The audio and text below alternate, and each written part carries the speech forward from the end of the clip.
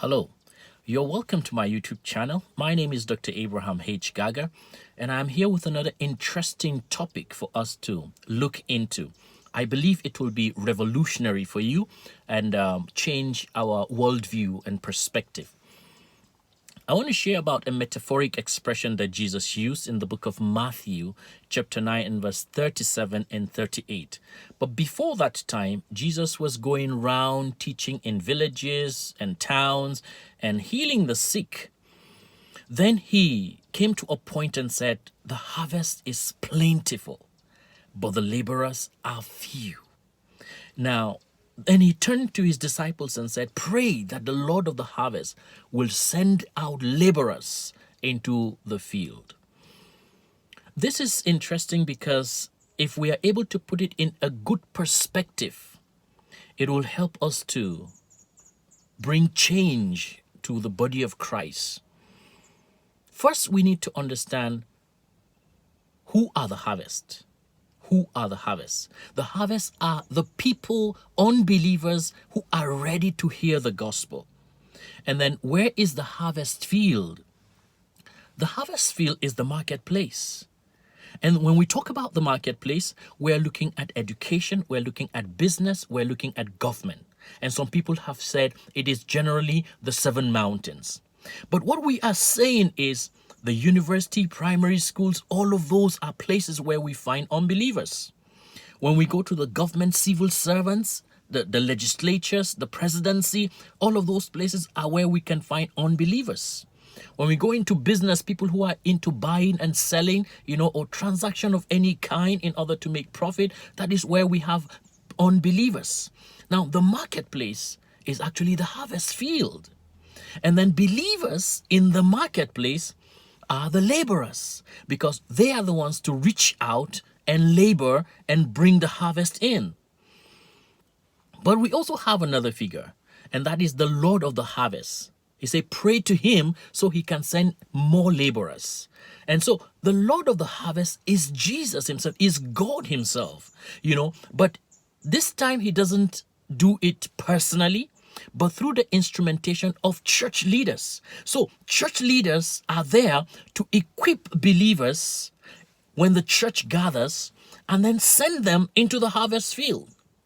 And then we also have the church leaders are being trained. They are being equipped themselves. And so we have the seminaries, and seminary is more of a TOT center, meaning a training of trainer center. So they are trained in the seminary to come to build believers in the church and send them out into the world, into the harvest field to labor. Okay, now that's very important. A few people anyway from the seminary, those who especially have read missions directly from the seminary, are sent into the mission field. And so we need to just get clarity about that. Permit me to say, I have seen this happen, and it's amazing me, because let's assume we have 3 to 5 students who came to the pastor and say, "Hey, pastor, I got admission." And you say, "Oh, what are you going to read?" Say, "I'm going to read medicine. I got admission into the university to read medicine." The pastor is going to say, "Oh, God bless you. That's wonderful. Do well, because you will come and the Lord will use it to heal people." Another say, "Oh, I got law. I'm going to read law." And you say, "Oh, wonderful. You can go on and the Lord will bless you. And when you come out, you help people with their rights and then defend them." Another say, "Hey, I'm going in for business or accounting." You say, "Oh, that's wonderful. You can go in, you read business. That's wonderful. And you do great." And then come out, earn or help people with their businesses. And another says, "Pastor, I got admission into the seminary and I'm going." The pastor says, "Wow, that's the Lord's calling. Oh, you have answered God's calling. It's great, to answer the Lord's calling." Did you hear that? Now, the person going to seminary has a calling, but the people going to polytechnics or colleges of education don't have a calling. It's amazing. Let me just help us see this. Which among them those people going to the university and seminar and colleges of education and polytechnics, and the person going to the seminary, which of them is actually going to the harvest field? Where do we have unbelievers, the harvest? Of course, your guess is as good as mine. We need to rethink Christianity. We need to rethink affirmation to believers so that we can all have a good effect. Think of what will happen when the pastor says to these people, oh, you are going to read medicine or architecture? Oh, do you know you have a Christian calling? Now use architecture as a platform. Use medicine as a platform. Use accounting as a platform to exhibit, to portray, to bring forth your calling as a believer. That's what it's supposed to be. Because every Christian is called to ministry. Every Christian. We all have callings. Some are right there in the harvest field, and some are trained to train believers. And that is where Ephesians chapter 4 and verse 11 and 12 comes in. The Bible says it was he who gave some to be apostles, some to be prophets, some to be evangelists, to equip the saints for the work of ministry. So broadly speaking, we have two major line of ministry. We have the ministry of equipping the saints and the ministry of the equipped saints. In another video, I have dealt with this topic very well. You need to find it and you need to watch it. But in this video, I would like to just stick with what I am trying to bring on board. Until the church begins to emphasize and empower people in the marketplace that they have a calling and God is interested in them to be able to use the platform of their education or skill as a means to reach out with the gospel, it's going to take us a long time to accomplish the Great Commission.